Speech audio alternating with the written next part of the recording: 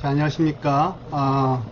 최근에 인천시 서구를 중심으로 수돗물의 깔따구 유충 사건이 지금 터져서 안 그래도 나라가 시끄러운데 거기다가 이제 더 문제를 이제 가중시키고 있습니다. 그래서 지금 여러 가지 이제 뭐 사회적인 문제 때문에 이 깔따구 유충 사건이 어떤 주목을 조금 덜 받고 있는 그런 상황이긴 한데, 이게 수돗물에 관련된 사건이고 이제 그 영향을 받는 어떤 국민이 굉장히 광범위할 수 있기 때문에 여기에 대해서 물론 이제 관계 지자체나 정부에서 면밀히 조사를 하고 있을 거라고 믿고 있긴 하지만, 그래도 이제 궁금한 점, 그 어떤 신문이라든가 방송을 통해서 좀 부족하게 설명됐던 부분에 대해서 오늘 좀 정리를 하였습니다.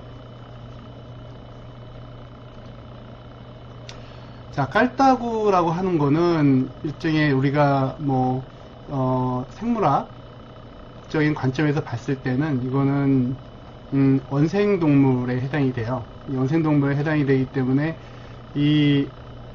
다시 얘기해서 좀 고등생물이라는 뜻이죠. 그래서 우리가 일반적인 맑은 물에는 깔따구라고 하는 이런 종류의 유충이 발생을 하지 않아야 돼요, 사실은. 그리고 이제 이런 깔따구 같은 이런 고등생물이 발생을 하려면 그 물의 수질이 꽤 유기물이 많아야 된다. 다시 얘기해서 꽤 오염이 된 상태이어야만 가능하다는 뜻이에요. 이 그림에서 지금 보시는 거는 4대강 사업할 때 이제 그 물을 뺀 후에 바닥에 있는 깔따구 이제 사진들 나타낸 것이고요. 지금 요 사진은 깔따구가 붉은색도 있고요. 녹색 같은, 연한 녹색 같은 이런 색도 있어요. 그래서 우리 이번 수도에서 발견된 것은 이 붉은색 쪽이 가까운 것 같긴 한데, 사실 그게 깔따구인지도 지금으로선 명확하지는 않아요. 깔따구에 가까울 것 같다라고 추측을 지금 하고 있는 것이고, 뭐 그럴 뿐이지 정확하게 이게 뭐 깔따구다라고 어떤 종분석을 해갖고 밝혀진 것은 아니에요. 하지만 뭐 이게 정확히 깔따구이든 깔따구가 아니든 지금은 그게 이렇게 중요한 상황은 아닌 것 같아요. 깔따구든 아니든 중요한 건 유충이 수돗물에서 발견됐다. 이게 팩트이고 이게 이제 중요한 것이지, 그 이름은 이제 차차 밝히면 될 것 같아요.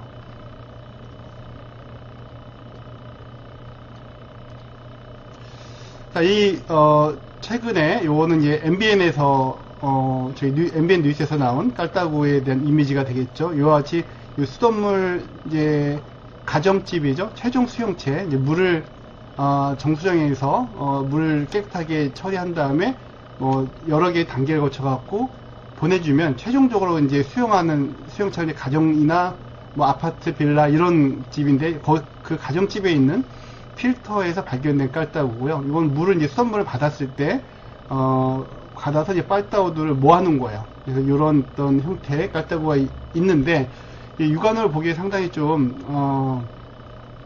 징그럽죠. 징그러울 뿐더러 이제 이걸 뭐 먹기도 하고 씻기도 하고 그런 수돗물인데, 수돗물에 이런 깔따구가 만약에 우리 집에서 나왔다고 한다면 정말 끔찍할 것 같아요. 그래서 이게 참 뭐 우리 집에서 안 나왔다고 해서 다행이라고 제가 안도를 하기는 참 너무 그렇긴 한데, 어쨌든 지금 이런 사태가 발생한 그 인천시 서구 지역부터 해갖고 지금 점점 퍼지고 있는데, 이 지역 주민들은 정말 너무 힘들 것 같아요. 네.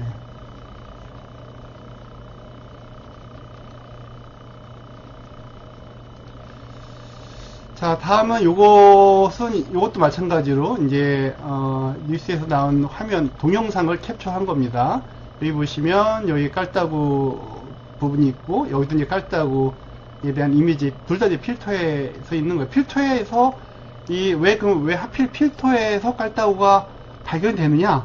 뭐 이거는 그럴 수밖에 없는 게, 깔따구라고 하는 이 유충이 수돗물에 우리가 뭐 물반, 깔따구 반 이런 식으로 존재하지는 않을 거 아니에요, 그렇죠? 그런 식으로 존재하지는 않을 거고, 상대적으로 좀 굉장히 낮은 밀도로 존재할 거예요. 근데 이제 우리가 이제 뭐 샤워라든가 또는 이제 싱크대 수돗물 쓰다 보면은 뭐 하루에 뭐 수돗물이 뭐 한 뭐 1000리터도 쓰고 1000리터면 이제 1톤 정도 되죠. 하루에 보통 1인당 쓰는 표준이 한 200리터 정도쯤 돼요. 그럼 4인 가구면 한 800리터 정도 되는 거니까 이렇게 쓰다 보면 그런 것들이 요 수도 필터 통해서 나가다 보면 밀도가 작다 하더라도 이런 식으로 잡히는 거죠. 이런 식으로 잡히는 거고, 여기 또 뭐 이런 식으로 있을 수도 있고, 물의 종류에 따라서. 자, 이번에는 이제 최근에 깔따구 관련 기사들을 일부 조금 모아서 한번 정리를 해봤습니다. 동아일보, 먼저 동아일보인데 7월 16일 기사입니다. 여기 백순영 카톨릭의대 미생물학과 교수님이 이제 라디오에 출연해서 깔따구를 먹었을 때 인체에 무해하다 이렇게 써있죠. 무해하다면서 성충인 경우에 있어서 접촉하게 되면 피부염이나 이런 것이 발생할 수 있다. 그래서 꼭 무해하다고 볼 수는 없다. 이게 이제 전 모르겠어요. 저는 라디오를 듣지 않아 갖고 이제 이분이 정확하게 어떤 얘기를 했는지는 잘 모르겠는데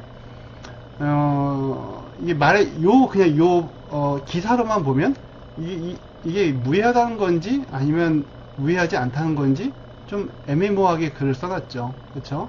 근데 이제 사실은 이분은 이제 미생물학과 교수님이니까 깔따구라는 것을 미생물학적인 그런 시점에서 바라봤을 거예요. 바라봤을 때 그러면 깔따구라고 하는 미생물이 사람을 어떤 이제 뭐 물어서 어떤 동물을 이렇게 투입을 한다든가 또는 그 어떤 접촉을 했을 때 어떤 알러지 물질이 있다든가 뭐 이런 측면에서 바라봤겠죠. 그런 측면에서 바라봤을 때 깔따구라고 하는 건 특별히 뭐 그렇지 않다. 따라서 무해하다 이런 얘기를 처음에 하신 것 같고, 근데 이제 중요한 팩트는 뭐냐면 이 깔따구가 자연에 존재하는 게 아니라 지금 우리가 마시는 수돗물에 존재한다는 것이죠. 그러면 이 깔따구라고 하는 이 고등생물이 수돗물에서 서식을 할 수 있는 그 서식 환경이라고 하는 것은 이게 음용수로서는 굉장히 위험한 거죠.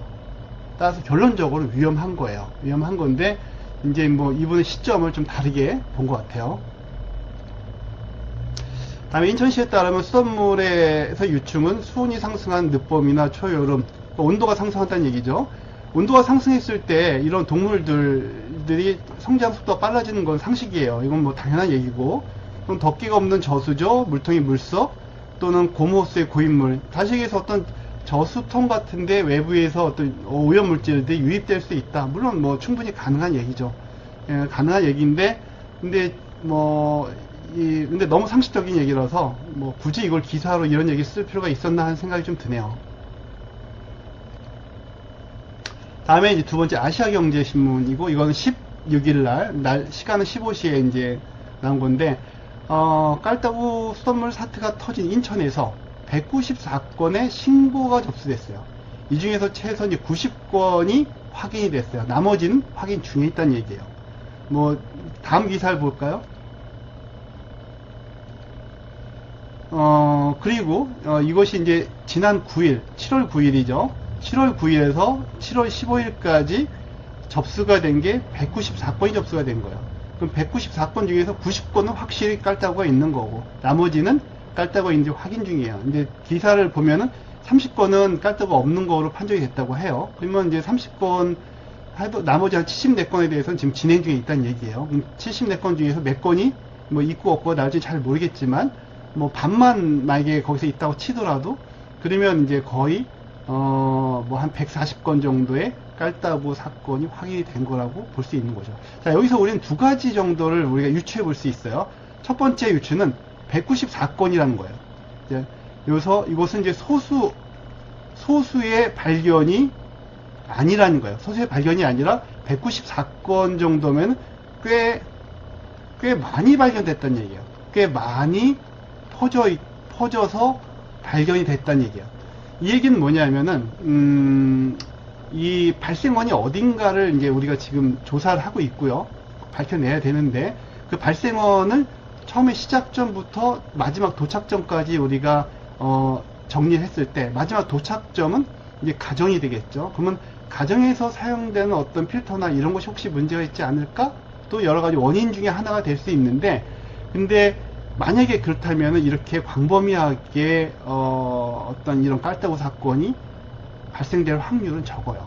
적기 때문에 일단 여러 가지 가능성 중에서 가정에서 사용된 필터의 문제는 아닐 것이다 라고 이제 합리적으로 추측할 수 있고, 두 번째, 여기서 이제 9일에서 15일까지 194건이 접수됐는데 일주일이에요. 그렇죠? 일주일인데 우리가 알게 된 것은 14일, 15일 요때 이제 신문에서 났었죠. 14일, 15일 났기 때문에 이제 신고가 들어가고 나서 일주일 동안 사실은 이게 밝혀지지 않은 거예요. 그러니까 쉬쉬했다는 뜻이죠. 쉬쉬했다는 뜻이고, 뭐 쉬쉬한 것까지는 좋아요. 한 것까지는 좋은데, 아니 좋진 않죠. 안 좋지만 그것까지는 이해할 수 있다 치더라도, 그럼 일주일 동안 관계기관과 그 어떤 공천 정수장이죠. 이 정수장에 이제 관련 사람들이 뭘 했는가라는 거죠.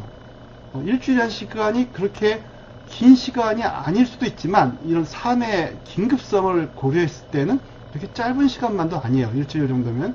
일주일 정도면은 이제 긴급하게 지금 비상을 걸어야죠. 지금 이런 수돗물에 깔다고 나왔는데 비상을 걸고, 정말 뭐 야근을 해서라도 이 어떤 발생 원인에 대해서 빨리 파악을 하고 대책을 세웠어야죠. 그러면 아마 15일 정도, 빠르면 15일 정도쯤에는 거기에 대한 이제 발생 원인과 뭐 대책에 대해서 충분치는 않아도 우리가 아마 발표하지 할 수 있지 않았을까. 근데 그러지 못했잖아요. 그 얘기는 뭐 잘 못했다는 얘기죠. 자, 이거는 뉴스원이라고 하는 이제 신문 기사에서 나온 얘기인데, 인천시 서구 일대 수돗물에서 발견된 깔따구가 주로 이제 활성탄 여과지에서 발생한 유충이 수도관을 통해서 가정으로 이동됐다. 자, 이제 뭐 뒤에 그림이 나오는데, 활성탄 여과지가, 여기가 이제 활성탄 여과지면 이게 정수장에 있는 거예요.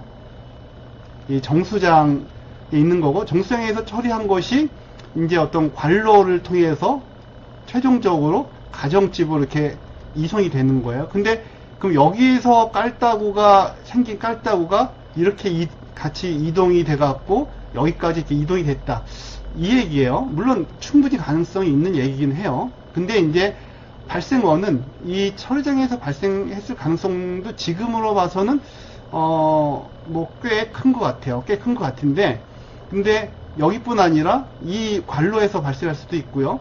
그리고 이제 또 중간중간에 이제 저장 탱크들이 있거든요.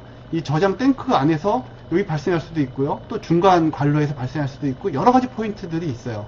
근데 이제 지금 활성탄 여과지에서 발생했다고 얘기하는 거는 그런 여러 가지 가능성 중에 하나일 뿐이고, 물론 유력한 어떤 소스는 맞지만, 그렇다면은 아까 말씀드렸던 그 일주일 동안 확인을 했어야죠. 그렇죠? 아까 말했던 일주일 동안 확인을 하고 일주일 정도 시간이었으면 충분히 활성탄지의 어떤 문제 여부 정도는 확인할 수 있었을 거예요.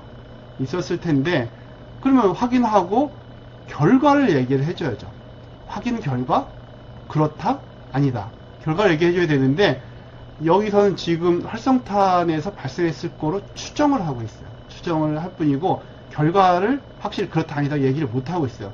뭐 이 부분은 잘 모르겠어요.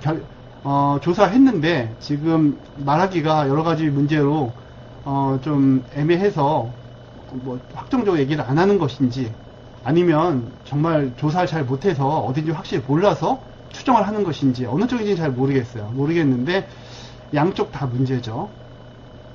그리고 만약에 활성탄 여과지가 정말로 이제 원인이라고 밝혀진다면, 이건 이제 정수장 관리하는 관리인의 어떤 책임이 굉장히 크기 때문에 뭐 심각한 문제로 될 수가 있죠.